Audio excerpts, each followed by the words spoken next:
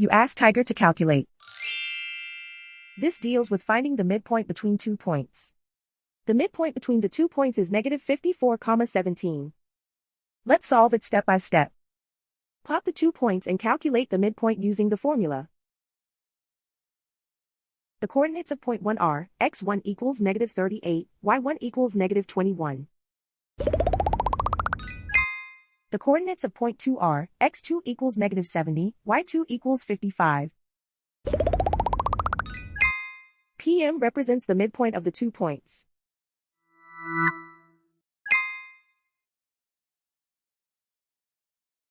Use the x values in the midpoint formula to find the midpoints x. x1 equals negative 38.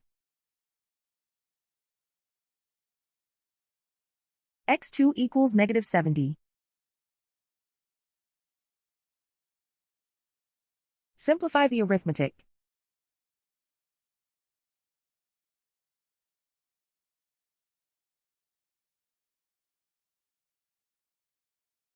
Use the y values in the midpoint formula to find the midpoints y. y1 equals negative 21. y2 equals 55. Simplify the arithmetic.